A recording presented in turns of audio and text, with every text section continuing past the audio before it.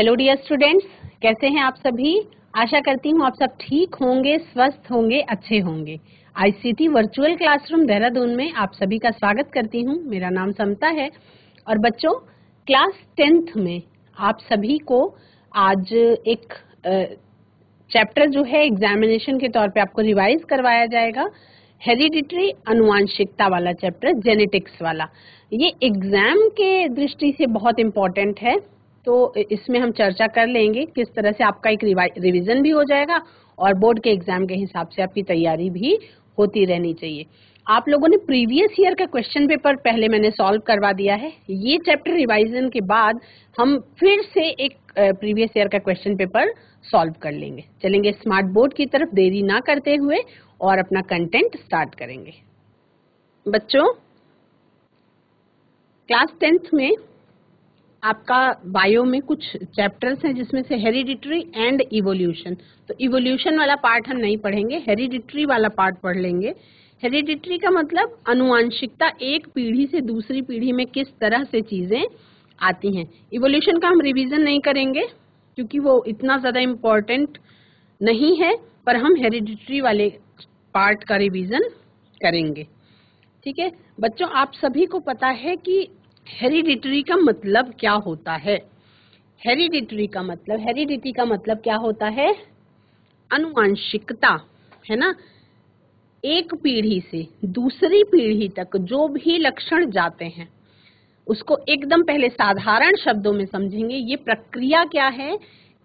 एक पीढ़ी से दूसरी पीढ़ी के अंदर जो भी लक्षण ट्रांसफर होते हैं वो किस टेक्निक के तहत ट्रांसफर होते हैं, कौन सी ऐसी प्रोसेस होती है जिसके कारण एक पीढ़ी से दूसरी पीढ़ी में समान लक्षण जो है वो शिफ्ट हो जाते हैं। जैसे अगर हम बहुत कॉमन एग्जाम्पल की बात करें, बहुत सामान्य उदाहरण की बात करें, तो जैसे माता पिता के पास हमारे 2 पैर हैं और 2 हाथ हैं, तो समान ही चीज ट्रांसफर हुई। हमारे पास भी 2 पैर हैं और 2 हाथ हैं, 2 आंखें हैं, यानी कि जो संरचना है उनकी और हमारी वो समान है। वो मनुष्य, हम भी मनुष्य। तो ये क्या है? ये हेरिडिटी है। लक्षणों का एक पीढ़ी से दूसरी पीढ़ी तक पहुंच जाना, वो क्या है? वो हेरिडिटी कहलाता है। क्या कहलाता है? उसको हम जेनेटिक्स भी कहते हैं, है ना। हेरिडिटी जेनेटिक्स का ही एक पार्ट है। तो इसमें कुछ लक्षण होते हैं जो आपके वंश को बढ़ाने वाला, इसको हम वंशागति कह सकते हैं ना। तो आप सभी ने रिप्रोडक्शन वाले चैप्टर में आप सभी ने क्या देखा था कि नए जीव उत्पन्न होते हैं, ठीक है। और जनक के समान होते हुए भी कुछ न कुछ उनके अंदर डिफरेंस होता है। जैसे आप अपने माता पिता के समान एकदम से हूबहू नहीं है, कुछ चीजें अंतर भी हैं। हो सकता है वो आपके आंखों का कलर हो सकता है वो आपके बालों का कलर हो सकता है वो आपकी स्किन का कलर हो सकता है वो आपकी लंबाई हो, है ना। तो क्या है? हम डिफरेंट हैं। एक जैसे होने के बावजूद भी हम डिफरेंट हैं। तो इसको हम किस तरह से समझेंगे? जैसे बच्चों 2 तरीके के लक्षण होते हैं। जो ये ट्रेट्स हैं, इनहेरिटेड और अक्वायर्ड, 2 तरीके के ये लक्षण होते हैं, अक्वायर्ड एंड इनहेरिटेड ट्रेट्स। तो अक्वायर्ड ट्रेट्स कौन से होते हैं? अक्वायर्ड ट्रेट्स वो होते हैं जो अपनी जीवन के दौरान, कोई भी व्यक्ति अपने जीवन के दौरान जो लक्षण को अक्वायर कर लेता है वो अक्वायर्ड ट्रेट कहलाता है ना। इसको समझने के लिए हम क्या समझेंगे? जैसे कोई भी इसका जब मैं क्वेश्चन पेपर सॉल्व करवा रही थी, प्रीवियस ईयर का क्वेश्चन पेपर जब हम सॉल्व कर रहे थे, तो प्रीवियस ईयर के क्वेश्चन पेपर में एक कंटेंट आया था, उपार्जित लक्षण। क्या आया था? उपार्जित लक्षण। तो उपार्जित लक्षण का मतलब क्या था? जो आप अपने जीवन काल में क्या करते हैं, आप अपने जीवन काल में जिनको अक्वायर करते हैं वो उपार्जित लक्षण कहलाते हैं। तो an acquired trait is experienced by an individual in his और हर लाइफ टाइम, यानी कि जीवन काल में जो भी लक्षण हम अक्वायर करते हैं, जो हमें अपने माता पिता से नहीं मिले, है ना, हमने खुद से अक्वायर किए, वो क्या कहलाएंगे, वो अक्वायर्ड ट्रेट्स कहलाते हैं। जैसा कि आपको शब्द से ही समझ में आ रहा है, it involves changes in non reproductive tissues. और इसमें क्या होता है, इसमें सोमैटिक सेल्स में, नॉन रिप्रोडक्टिव टिश्यूज को हम क्या कहते हैं, सोमैटिक सेल्स कहते हैं, which can not be passed on to the germ cell और प्रोजेनी। फॉर एग्जाम्पल, इसके लिए एग्जाम्पल क्या ले, जैसे calluses on feet, scars, good cooking skills, knowing to ride a bike, ये कुछ लक्षण हैं जो जैसे मैं बहुत अच्छा कोई गेम खेल लेती हूँ, मेरे माता पिता वो गेम के बारे में जानते भी नहीं, तो वो क्या है, वो मैंने अक्वायर किया है अपनी लाइफ टाइम में, तो वो अक्वायर्ड ट्रेट हो गया। इनहेरिटेड का मतलब है कि जो मुझे अपने माता पिता से ही मिला है, उनके डीएनए के थ्रू उनकी जीन्स ट्रांसफर हुई है, इसलिए मेरे पास वो लक्षण है, वो आपका इनहेरिटेड ट्रेट्स कहलाता है, या उसको आप वंशागत लक्षण कहते हैं। उसको आप क्या कहते हैं, वंशागत लक्षण कहते हैं। लक्षण दो प्रकार के, बहुत अच्छे से समझ लेंगे। अब जो उपार्जित लक्षण होते हैं और वंशागत लक्षण होते हैं, उसमें मेन डिफरेंस क्या है, जो उपार्जित लक्षण या अक्वायर्ड ट्रेट्स होते हैं, उपार्जित लक्षणों को ही आप अक्वायर्ड ट्रेट्स कहते हैं। तो जो भी उपार्जित लक्षण होते हैं वो किस तरीके की टिश्यूज में चेंज होता है, बदलाव होता है, उसके कारण होते हैं, वो होता है नॉन रिप्रोडक्टिव टिश्यूज या सोमैटिक सेल्स। ये पॉइंट ध्यान करेंगे और उसके बाद आपको समझ में आ जाएगा। वंशागत लक्षण वो होते हैं जो जीन्स के द्वारा एक पीढ़ी से दूसरी पीढ़ी में ट्रांसफर होते हैं। Inherited trait is a distinguishing quality और कैरेक्टरिस्टिक जो अपने एंसेस्टर्स से हम अक्वायर करते हैं, जो हम कहाँ से, अपने एंसेस्टर्स से अक्वायर करते हैं, यानी कि पीढ़ी दर पीढ़ी हमें वो चीजें मिलती हैं।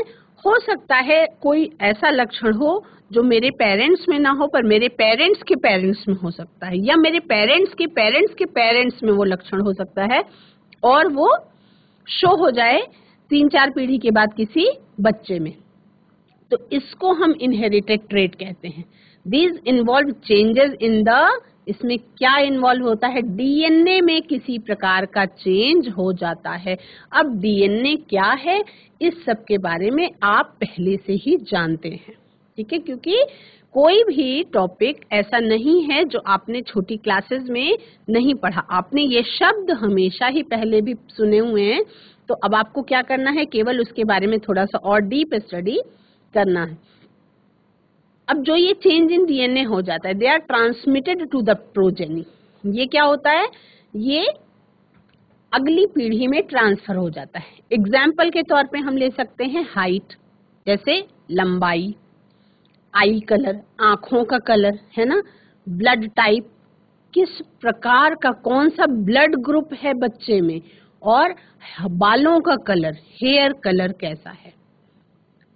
ये कुछ लक्षण हैं जो आपको अपने एंसेस्टर्स से मिलते हैं, या हम ये कह सकते हैं कि एंसेस्टर्स का मतलब हमें अपने, कोई जरूरी नहीं कि केवल पेरेंट्स से ही वो ट्रांसफर हो रहे हैं, पेरेंट्स में भी तो किसी से ट्रांसफर हुए हैं, और उनमें भी आपके ग्रैंड पेरेंट्स में भी उनके पेरेंट्स से ट्रांसफर हुए हैं। तो यानी कि एक तरीके से पीढ़ी दर पीढ़ी ये चीज आ रही है। और उसमें कहीं जैसे उसको आप एग्जाम्पल ऐसे समझो कि मान लीजिए आपके घर की शिफ्टिंग चल रही है ना, अगर उसको आप दैनिक जीवन के, आप अपने डेली लाइफ के एग्जाम्पल के तौर पे ले लीजिए। मान लीजिए कि आपके घर की शिफ्टिंग चल रही है, आपके फादर का ट्रांसफर हो गया, तो जो सामान आप घर से दूसरे शहर शिफ्ट करते हैं, तो शिफ्ट करते समय कुछ चेंज आ जाए, कोई चीज हो सकता है दब जाए, या कोई चीज टूट जाए, है ना, और वो वहां जब पहुंचेगी तो ब्रोकन होगी या दबी हुई होगी, है ना। तो इसी तरह से एक पीढ़ी से दूसरी पीढ़ी में डीएनए की जीन्स की शिफ्टिंग के समय पे कभी कभी क्या हो जाता है, कोई जीन्स मिसिंग हो जाता है या कोई नया जीन्स ऐड हो जाता है या एक ही जीन्स डबल हो जाता है।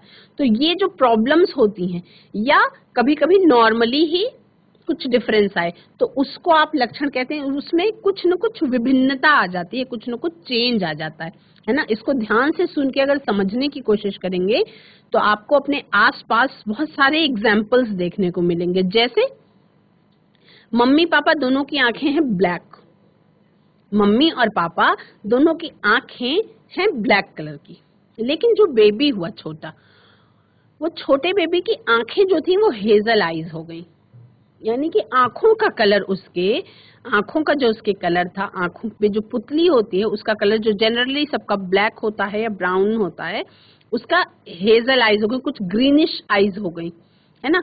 अब जब भी कोई आ रहा है बच्चे से मिलने के लिए तो एक ही सवाल है, सबकी जबान पे एक ही सवाल है कि अरे बच्चे की आंखें किसको पड़ी हैं। ये बिल्कुल आप अपने दैनिक जीवन से रिलेट करके देखिए, पहला ही सवाल ये होगा, अरे बच्चे की आंखें कितनी सुंदर हैं, और ये किसको पड़ी हैं, मम्मी पापा की तो दोनों की आंखें काली हैं। ये जनरली आपने सुना होगा।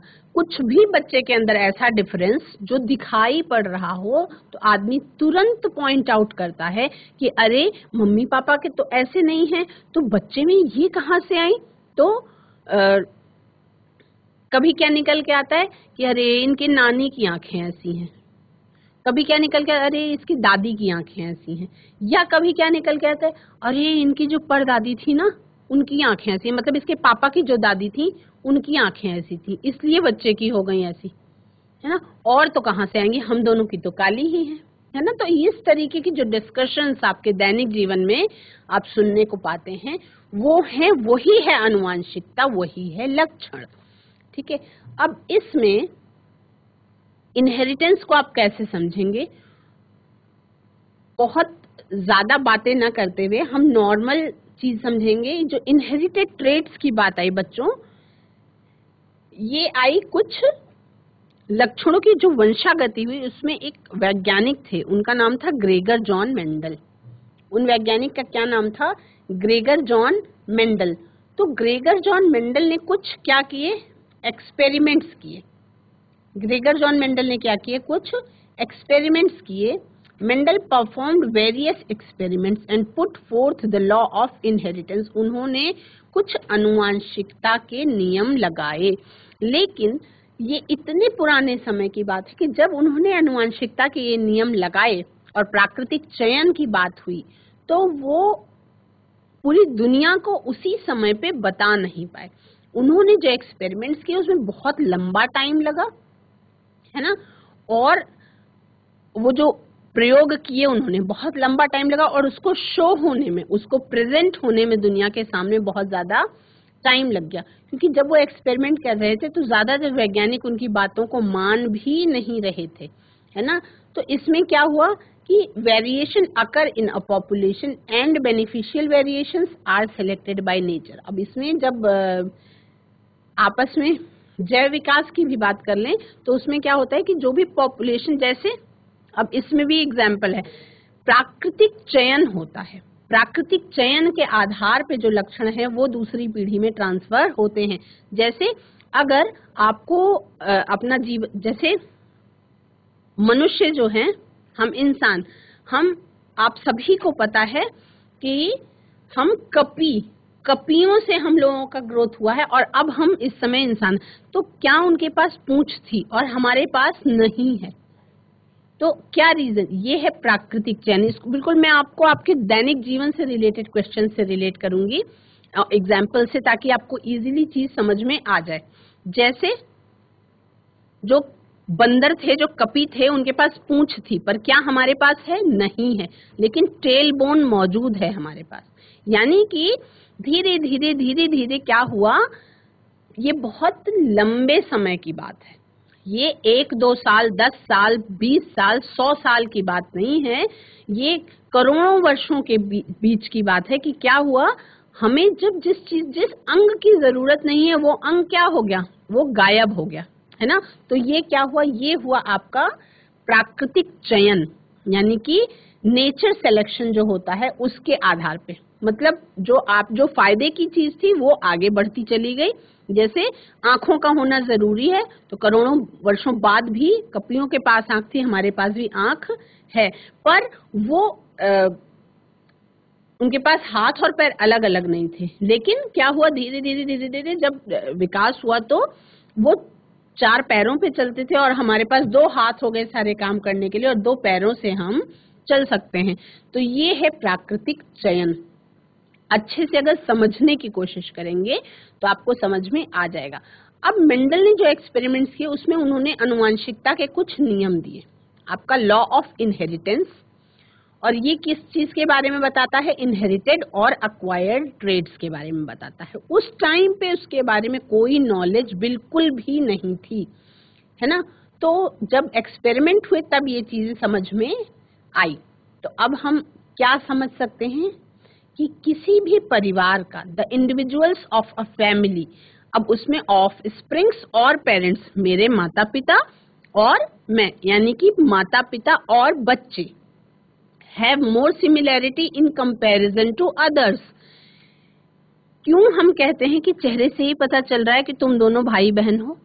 हैं तो सब इंसान ही, लेकिन फिर भी आपके फीचर्स में डिफरेंस होता है। इवन पूरे दुनिया में रहने वाले जितने भी मनुष्य हैं वो सब अलग अलग तरीके के दिखते हैं, यानी कि जैसे अंग्रेज है उसके बाल गोल्डन होंगे, स्किन बहुत ज्यादा गोरी होगी। इंडियंस हैं उनकी स्किन उतनी ज्यादा गोरी नहीं होगी, कितना भी गोरा हो, लेकिन कितना भी व्हाइट कलर का स्किन हो, लेकिन उतना गोरा नहीं हो सकते जितना ब्रिटिश होते हैं, है ना। हेयर कलर हमेशा ही डिफरेंट होगा, आंखों का कलर भी डिफरेंट हो सकता है। तो हैं तो सब हम मनुष्य ही, लेकिन इतना डिफरेंस क्यों है? इवन आपके परिवार और आपके पड़ोसी के परिवार के चेहरों में भी अंतर है ना। आप सभी को पता है कि हम मनुष्य अपने आप को बहुत समझदार समझते हैं, लेकिन ईश्वर हम सबसे कितना ज्यादा समझदार है कि जो फिंगरप्रिंट की बात होती है, बायोमेट्रिक फिंगरप्रिंट की बात हो रही है, अंगूठे के जो निशान की बात होती है बच्चों, पूरे संसार में इतने सारे लोग हैं, हर किसी का फिंगरप्रिंट मैच नहीं करता। कभी भी एक इंसान का फिंगरप्रिंट दूसरे इंसान से मैच नहीं कर सकता है। Fingerprint will be always different, क्योंकि जब व्यक्ति एक दूसरे से कितना भी एक जैसा होगा तो फिंगरप्रिंट अलग होगा, है ना। फिंगरप्रिंट जुड़वा लोगों के भी अलग होते हैं, है ना। तो आप ये समझिए कि क्या होती है इस प्रैक्टिस में, इस चीज को जब आप समझ रहे तो आपको ये चीज समझ में आ रही है कि क्या हो जाती है, वेरिएशन आ जाती है या विभिन्नता आ जाती है। और ये क्यों होता है? ये बिना किसी वेरिएशन के पॉसिबल नहीं हो सकता, है ना। तो हेरिडिटी को हम क्या समझेंगे? Heredity is defined as the transmission of characteristics from one generation to another. These characteristics may be physical, वो लक्षण जो हैं एक पीढ़ी से दूसरी पीढ़ी तक ट्रांसफर होते हैं, वो आपके शारीरिक लक्षण भी हो सकते हैं, मानसिक लक्षण भी हो सकते हैं, मेंटल और फिजियोलॉजिकल या फिजियोलॉजिकल लक्षण भी हो सकते हैं। किसी भी तरीके का लक्षण हो सकता है।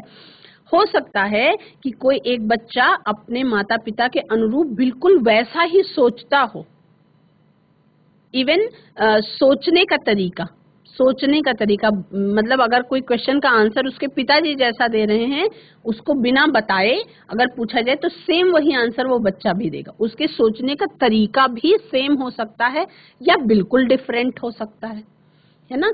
तो या मैच कर सकता है, कुछ चीजें मैच करेंगी, कुछ चीजें नहीं मैच करेंगी। तो इस तरह से हम देखते हैं कि कुछ फिजिकल जो लक्षण है, जैसे कि घुंघराले बाल, मम्मी के घुंघराले बाल तो बेटी या बेटे के भी घुंघराले बाल। Particular type of ear lobe का स्पेसिफिक तरीके का होना, किसी का लोब जो है वो जुड़ा हुआ रहता है और किसी का जुड़ा हुआ नहीं रहता है।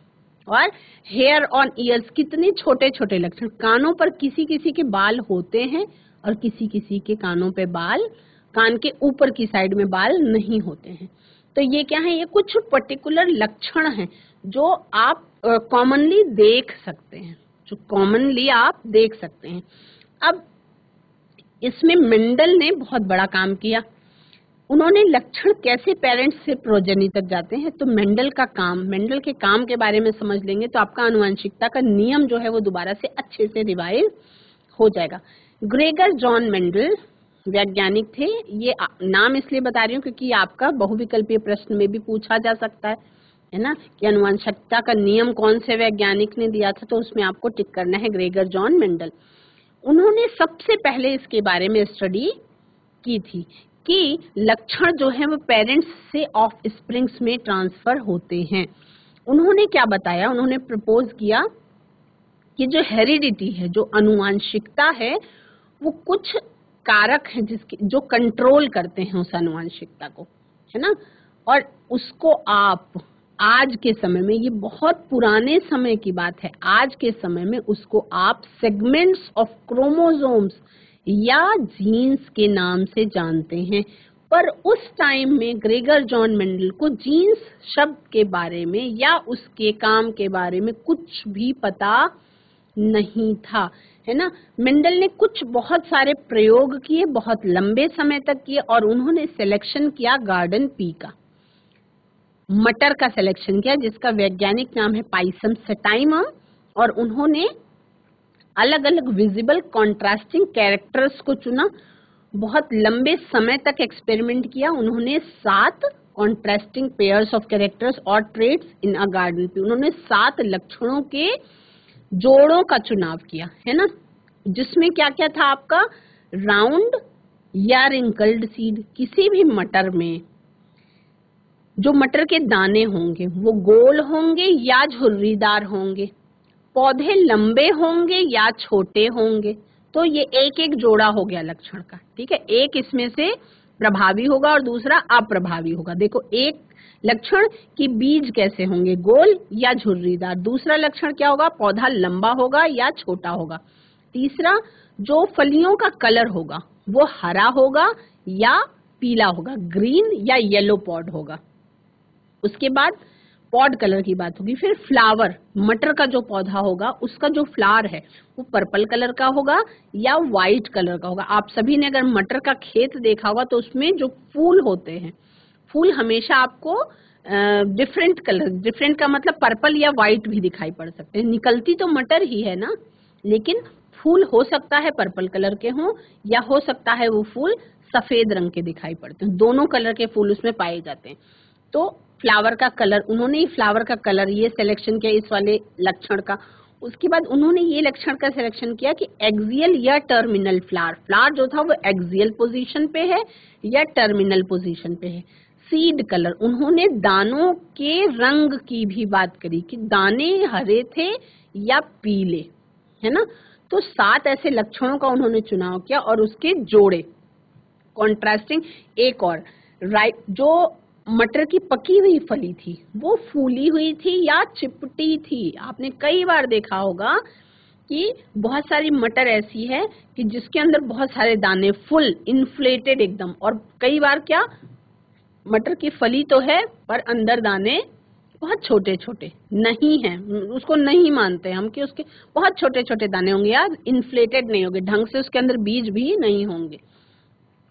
तो ये उन्होंने 7 लक्षण लिए, ठीक है। इन्होंने एक्सपेरिमेंट किया, उसको 3 स्टेजेस में किया, है ना। बहुत अच्छे से फटाफट समझते हुए चलेंगे।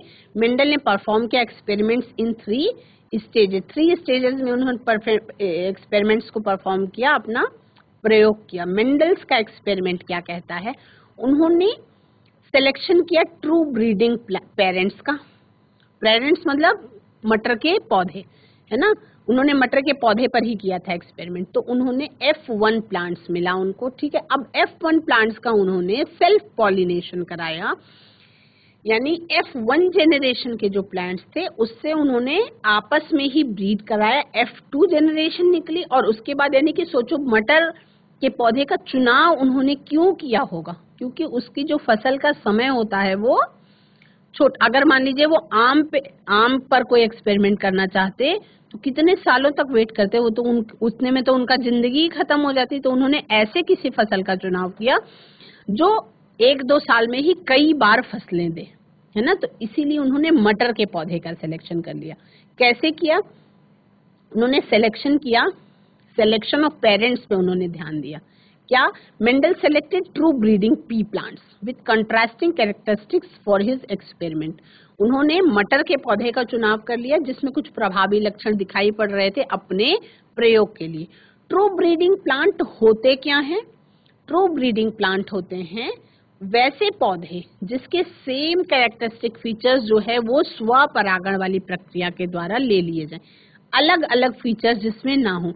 जैसे टॉल प्लांट थे तो सारे के सारे tall plant is said to be true breeding when all its progeny formed after self pollination are tall. तो वो हो गया ट्रू ब्रीडिंग प्लांट जिसमें टॉल का टॉल से ही पॉलिनेशन हुआ कई पीढ़ी के दौरान। तो अब क्या जो भी पौधे आ रहे हैं वो टॉल टॉल टॉल टॉल ऐसे ही आ रहे हैं, है ना। अब उसके बाद प्रोडक्शन हुआ F1 प्लांट्स का, F1 जनरेशन जो कहलाई। आपको यही टॉपिक जब आप 12th में आएंगे, 11th-12th में, तो आपको ये टॉपिक और बहुत ज्यादा डीप में पढ़नी है ना। F1 जनरेशन क्या होती है? F1 जनरेशन इसको अगर आप समझते हैं तो याद भी कर सकते हैं, अदरवाइज F1 जनरेशन ही समझे। ये आपकी होती है फर्स्ट फिलियल जनरेशन, यानी कि पहली बार ब्रीड कराने के बाद जो पहली जनरेशन निकल रही, जो आपके प्रयोग एक्सपेरिमेंट जो कराया जा रहा है उसमें भाग ले रही है, पार्टिसिपेट कर रही है, वो आपकी F1 जनरेशन कहलाती है। और वो कैसे बनती है F1 जनरेशन? जब डिजायरेबल पेरेंट्स का क्रॉस कराया जाए, यानी कि डिजायरेबल मटर के पौधों का क्रॉस कराया जाए। तो Mendel crossed a pure tall P plant.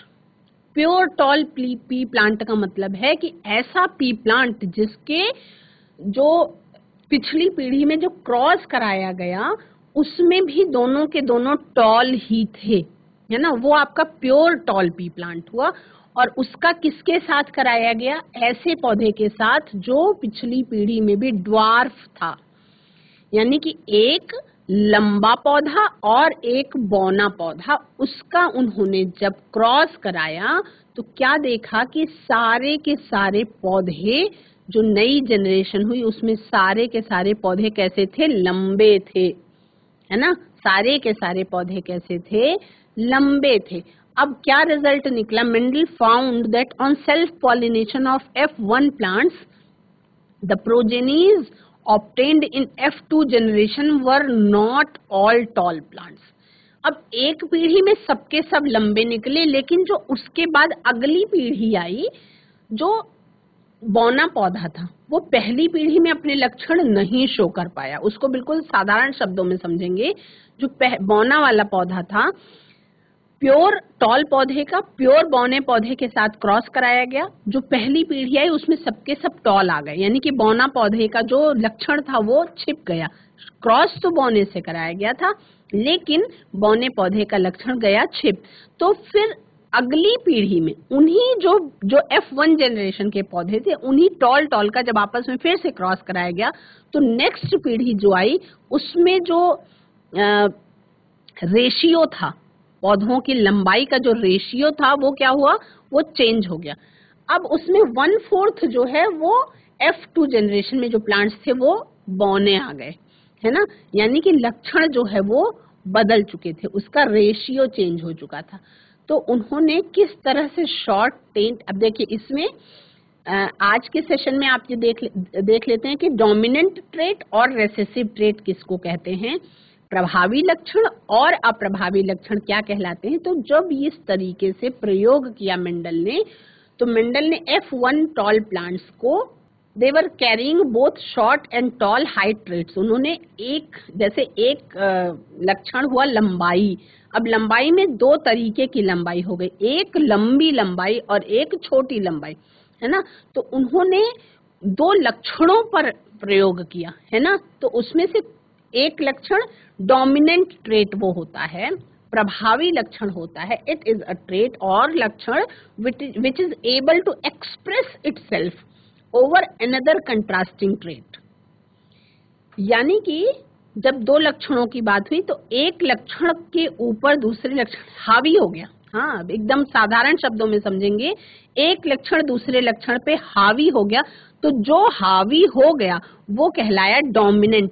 बहुत बार आपने सुना होगा कि अमुक बच्चा जो है ये बहुत डोमिनेटिंग है, बहुत बार आपने सुना होगा। ये डोमिनेटिंग का क्या मतलब होता है कि 4 बच्चे आपस में बात कर रहे हैं तो 3 बच्चे सुनने लग जाएंगे और एक ऐसा है जो सबके ऊपर हावी हो जाएगा और वो केवल बोलेगा, तीनों के तीनों सुनते रह जाएंगे, उसमें कोई लड़ाई नहीं होगी, बस वो ऑटोमेटिकली हावी हो जाएगा। तो उसी तरीके से इन लक्षणों की बात है कि जो डोमिनेंट ट्रेट था वो का मतलब ऐसा लक्षण जो बौना वाला, लंबाई वाला लक्षण था उस पर हावी हो गया, तो उसको हम क्या कह देते हैं, डोमिनेंट ट्रेट या प्रभावी लक्षण। और दूसरे प्रकार के लक्षण वो जिसको हम कहते हैं रेसेसिव ट्रेट, जो लक्षण मौजूद तो है लेकिन अपना प्रभाव नहीं दिखा पाया। जैसे उसको अगर बिल्कुल दैनिक जीवन से ही जोड़ के बात करने की कोशिश करेंगे, अगर 4 बच्चे ग्रुप में बात कर रहे हैं, एक बोल रहा है, नेता बन गया बिल्कुल, वो बोलते जा रहे हैं, तीनों के तीनों सुन रहे हैं, तो क्या तीनों को बोलना नहीं आता? आता है, लेकिन वो तीनों अपने आप को एक्सप्रेस नहीं कर पा रहे, अपने आप को ठीक तरीके से नहीं कर पा रहे एक्सप्रेस। तो किसी भी ग्रुप डिस्कशन में क्या हुआ, एक बच्चा हावी हो गया, है ना, जिसने अपने आप को पूरी तरीके से एक्सप्रेस किया और वो उन तीनों पे क्या हो गया, डोमिनेट कर गया। तो जो वो डोमिनेटिंग लक्षण वाला हो गया। और जो जिनको बोलना जरूर आता है, उनको पता है कैसे बोलना है, बात कैसे रखनी है, लेकिन अपने आप को प्रेजेंट नहीं कर पाए, तो वो अप्रभावी, उनका जो ये बोलने का लक्षण था वो अप्रभावी हो गया, उसको हम कहते हैं रेसेसिव ट्रेट। ये ऐसा ट्रेट होता है, it is a trait which is unable to express its effect in the presence of the dominant trait. यानी कि वो जो तीनों बच्चे थे, जब बिल्कुल साधारण जीवन की आप अगर एग्जाम्पल्स लेते हैं तो आपको समझ में आएगा कि अप्रभावी लक्षण का मतलब वो है कि वो लक्षण अपना दिखा सकते हैं, मतलब उनको बोलना तो आता ही है, लेकिन वो तब तक अपना लक्षण नहीं दिखा पाते हैं जब तक वो चौथा नेता वाला लड़का है उनके ग्रुप में, है ना। बच्चों, विज्ञान एक ऐसा सब्जेक्ट है जिसको जब आप दैनिक जीवन से रिलेट करते हैं तो आपको चीजें बहुत अच्छे से क्लियर हो जाती हैं। आज आपने प्रभावी लक्षण और अप्रभावी लक्षण के बारे में अच्छे से जान लिया। उसमें मैंने आपको एग्जाम्पल दिया कि मान लीजिए 4 बच्चों का ग्रुप है, तो एक जो डोमिनेटिंग कैरेक्टर का है वो अपने लक्षण को वो तीनों बच्चों पे क्या कर रहा है, डोमिनेट कर रहा है। तो जब तक वो बच्चा उस ग्रुप में है तब तक जो तीनों हैं वो अपनी बात को नहीं कह पा रहे, अपने आप को प्रेजेंट नहीं कर पा रहे हैं, तो वो तीनों क्या हो गए, अप्रभावी, और जो डोमिनेट कर गया वो है प्रभावी। तो उसकी प्रेजेंस में यह अप्रभावी वाला अपना लक्षण नहीं दिखा पा रहा, लेकिन क्या होगा, समय के साथ कमजोर हो जाएगा और उसके बाद फिर जो अप्रभावी थे ये भी अपना लक्षण दिखाते हैं 1-2 पीढ़ी के बाद। तो इसके बारे में आगे भी हम समझेंगे। आज की क्लास में इतना ही।